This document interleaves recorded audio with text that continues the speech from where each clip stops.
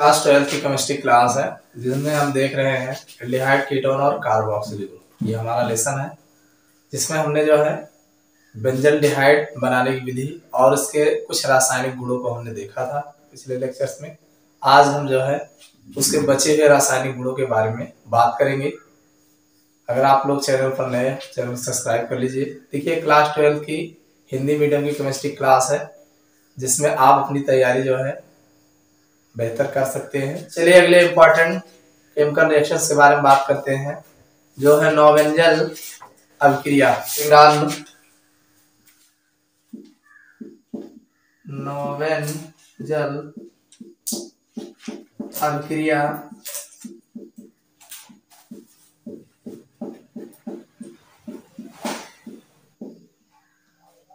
नोवेंजल reaction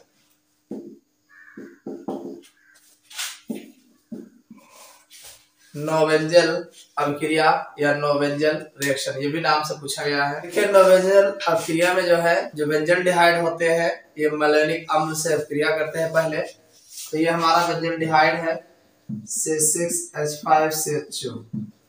इस पर जो है CH2COO का होल्ड राइज इससे अभिक्रिया कराएंगे इन प्रेजेंस ऑफ पिपरीडीन की उपस्थिति में।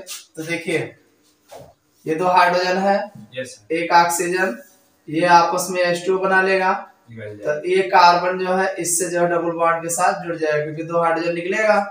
तो बन जाएगा C6H5CH डबल बॉन्ड C, उसके बाद फिर COOH का होल्ड राइज। ये ऐसे तो लिखा है C6H5CH double bond C, COOH और COOH, ये लिखा है। अगर हम CO2 को बाहर निकाल दें तो ये खिसक के यहाँ लग जाएगा। तो C6H5CH double bond C HCOOH बन जाएगा। तो ये बनेगा आपका, इसमें से CO2 निकाल देंगे तो बन जाएगा C6H5CH डबल बॉन्ड CH, उसके बाद फिर COOH बनेगा। समझ में आया? इसे बोलते हैं सिनेमिक एसिड कहा जाता है। सिनेमिक एसिड यहाँ पे गर्म किया गया है, गर्म। और ये आपका जो है मैलोनिक अम्ल कहा जाता है।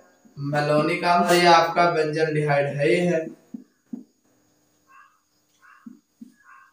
बेंजल्डिहाइड। ये जो है बेंजल्डिहाइड है, ये मैलोनिक अम्ल है।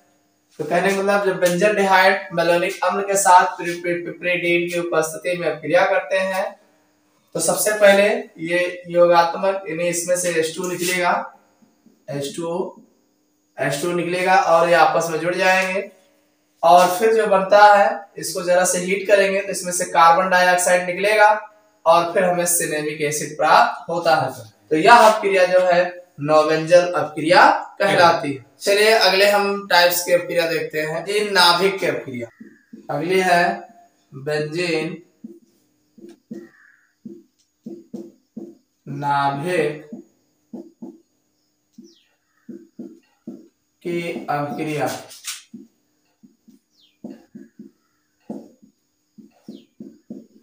रिएक्शन ऑफ बेंजीन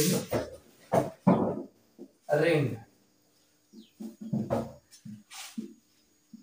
बेंजीन नाभिक की अभिक्रिया। देखो, नाभिक में से हमेशा एक आध दो क्वेश्चन हर बार जो है पूछा जाता है। सबसे पहले इसमें जो है नाइट्रीकरण लिखा लो, नाइट्रीकरण। सब आसान रहते हैं, बस थोड़ा सा ध्यान देना होता है। नाइट्रीकरण।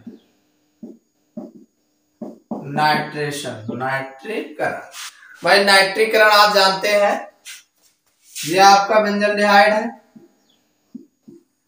बेंजल्डिहाइड देखो, जो भी आप बेंजीन नाभिक से अभिक्रिया दिखाओगे तो रिंग बना के बताना पड़ेगा। इससे पहले तो वैसे चल गया। ये आपका CHO, ये आपका बेंजल्डिहाइड हो गया, बेंजल्डिहाइड। ठीक, आप जानते हैं नाइट्रेशन में, नाइट्रीकरण में HNO3 के साथ क्रिया होती है प्लस HNO3, लेकिन इनकी औकात नहीं है तो ये कांग H2SO4 की उपस्थिति में क्रिया करते हैं। भाई HNO3 की बस की बात नहीं है इनसे जुड़ जाए, तो ये जो है कांग H2SO4 की उपस्थिति में क्रिया करेंगे और साथ में गर्म किया जाएगा। आप जानते हैं HNO3 ऐसे लिखा जाता है, यही तो HNO3 है। yes, तो यहाँ का OH निगेटिव वाला, तो ये फिर पॉजिटिव होगा मजबूरी में, और इस बेंजीन रिंग से जुड़ेगा तो चाहे आर्थो पे जुड़े चाहे पैरा पे जुड़ेगा, चाहे जहां से जुड़ेगा तो वहां से एक H+ चार्ज निकलेगा।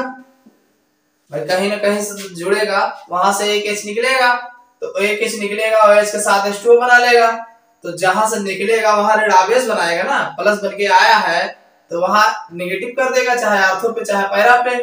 तो अब जहां नेगेटिव करेगा वहीं तो पॉजिटिव जुड़ेगा ये वाला, तो ये वहां जुड़ जाएगा। एक चीज ध्यान रखना, ये CHO समूह है, ये बड़ा ग्रुप है, तो बड़ा ग्रुप होने के कारण ये आर्थो और पैरा पे नहीं जुड़ेगा, ये डायरेक्ट मेटा पे अटैक करता है, यही ध्यान देना है यहाँ पे। ये बेंजल्डिहाइड में आर्थो पैरा पे ना अटैक करके सीधे मेटा पे अटैक करेगा, तो ये बन जाएगा, ये आपका CHO रहेगा है, यहाँ ये NO2 लगे, मेटा पोजीशन पे NO2 लगे, वो बनेगा ही बनेगा। यहाँ आर्थो पैरा नहीं लगेगा, यहाँ मेटा बनेगा, तो इसलिए ध्यान रखना है। इसका Meta nitro, Meta nitro benzaldehyde, benzaldehyde, समझ में आया नहीं?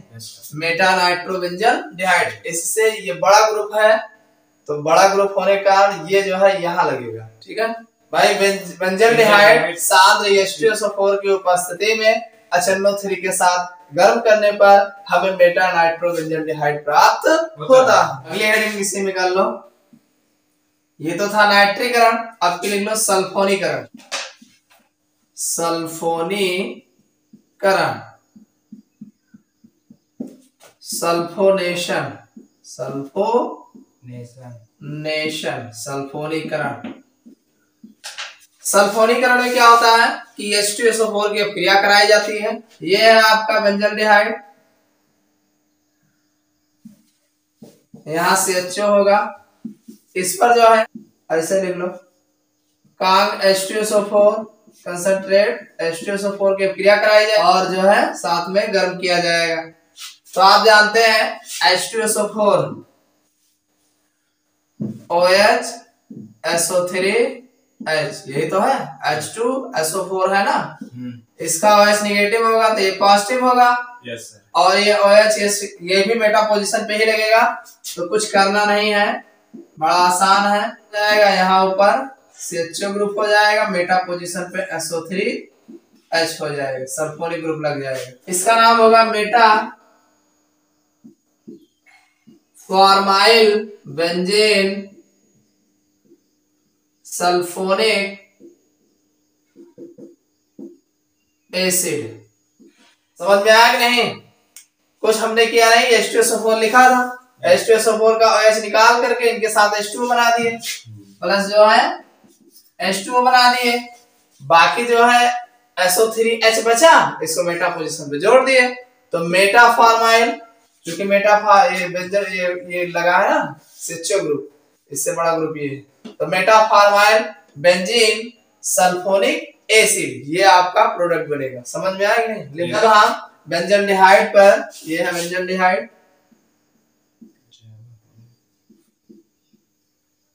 जब हम बेंजल्डिहाइड पर शांत सल्फ्यूरिक अम्ल की अभिक्रिया के साथ गर्म करते हैं, शांत सल्फ्यूरिक अम्ल की उपस्थिति में गर्म करते हैं, तो Meta formyl benzaldehyde sulphonic acid बनता है। क्या ये फॉर्माइल कहा गया ना, ये एल्डिहाइड समूह है, एल्डिहाइड समूह को फॉर्माइल कहा गया। ठीक, benzene sulphonic acid, Meta formyl benzene sulphonic acid बनता है। एक और देख लो इसी में, तीसरा, अगली हेडिंग है हैलोजनीकरण, हैलोजनीकरण, इस पर भी क्वेश्चन बहुत बनता है। हैलोजिनेशन, हैलोजनीकरण, भाई हाइड्रोजनीकरण, ये बेंजीन है, ये हमारा बेंजल डिहाइड CHO। इस पर Cl2 क्रिया कराएंगे। देखो Cl2 लेंगे तो या फिर Cl3 लेंगे। आप Cl2 से क्रिया कराओगे तो FeCl3 लेंगे, Br2 से कराओगे FeBr3 लेंगे। समझ में आया नहीं? ये आपका है बेंजल डिहाइड, बेंजल डिहाइड। तो अब जब आप इससे क्रिया कराओगे तो ये भी मेटा पे जुड़ेगा, एक हाइड्रोजन एक क्लोरीन के साथ जहां से जुड़ेगा वहां हाइड्रोजन निकलेगा। Yes sir. तो हाइड्रोजन और क्लोरीन के साथ HCl बना लेगा। अब ये यहीं लग जाएगा, तो ये आपका ये हो जाएगा CHO और यहाँ लग जाएगा Cl और plus HCl, meta chloro benzaldehyde, meta chloro benzaldehyde. Benzaldehyde पर क्लोरीन की अपक्रिया कराते हैं, Cl2 की अपक्रिया कराते हैं, तो हमें जो है मेटा क्लोरो बेंजल डिहाइड प्राप्त होता है। यह क्रिया हैलोजनीकरण कहलाती है। क्रियाएं बहुत इंपॉर्टेंट है, एग्जाम में बहुत पूछे गए हैं, तो इन सब को आप तैयार कर लीजिएगा एग्जाम। और एक ध्यान रखना, जितना बेंजल डिहाइड पे अपक्रिया हो रही सब के सब मेटा पोजीशन पे अटैक कर रहे हैं, सब पे मेटा पोजीशन पे लग रहे हैं, इसको ध्यान रखिएगा। उपयोग,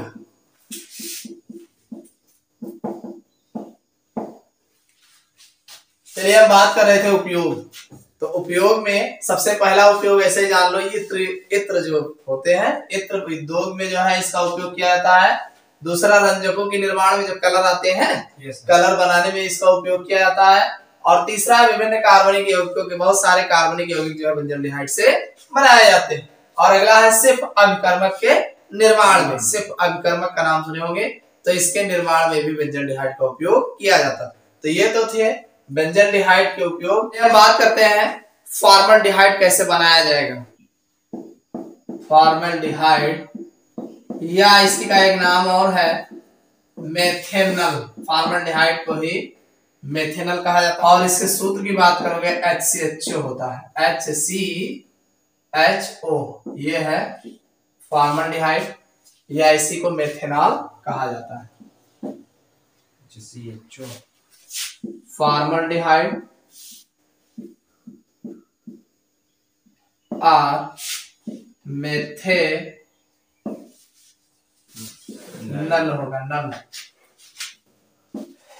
तो ये है भाई फॉर्मल्डिहाइड जो है एल्डिहाइड समूह का सबसे पहला सदस्य है, इसको जाने रहेगा, वैसे पढ़ा दिए हैं, लेकिन दोबारा फॉर्मल्डिहाइड देख लेते हैं। धुआं होता है, धुआं, यस, हाँ।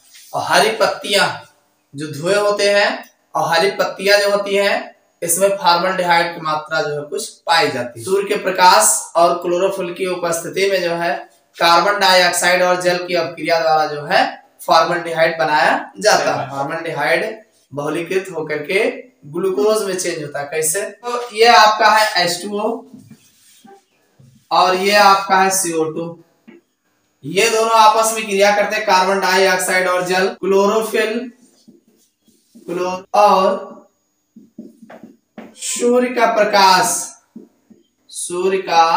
प्रकाश यानी क्लोरोफिल और सूर्य के प्रकाश की उपस्थिति में बन जाएगा HCHO और प्लस O2। देखो कितना बढ़िया जुगाड़ है। कार्बन डाइऑक्साइड और जल, आपके शरीर में कार्बन डाइऑक्साइड भी है, जल है, या पौधों में अगर देख लो तो कार्बन डाइऑक्साइड और जल होता है। तो क्लोरोफिल पौधों में पाए जाते हैं और सूर्य का प्रकाश तो सनलाइट मिलेगा ही मिलेगा। ये आपस में क्रिया करेंगे तो कार्बन डाइऑक्साइड ऑक्सीजन में चेंज हो जाएगा। और बाकी देखो ये दो हाइड्रोजन है, एक कार्बन हो गया, एक ऑक्सीजन हो गया, ये आपका फॉर्मल्डिहाइड में चेंज हो गया। फॉर्मल्डिहाइड कितना बढ़िया है, पौधे ऐसे बनाते हैं। और ये जो फॉर्मल्डिहाइड है ये बहुलकीकरण होता है। HCHO जो भाग ले लें का बहुलकीकरण करा दें, बहुलकीकरण करा दे, ये बन जाएगा C6H12O6। जरा काउंट करो, देखो तो भाई, दो हाइड्रोजन है, एक कार्बन है, एक ऑक्सीजन है, तो C6H12O6 ये आपका ग्लूकोज है, ये आपका ग्लूकोज। तो कहने मतलब पौधों में जो ग्लूकोज बनता है वो इसी तरीके से बनता है। ये कार्बन डाइऑक्साइड और जल आपस में क्लोरोफिल और सूर्य के प्रकाश की उपस्थिति में पहले फॉर्मल्डिहाइड बनाते हैं और ऑक्सीजन देते हैं, और यही फॉर्मल्डिहाइड जो है बहुलकीकरण के द्वारा जो है ग्लूकोज में परिवर्तित हो जाता है। समझ में आया नहीं?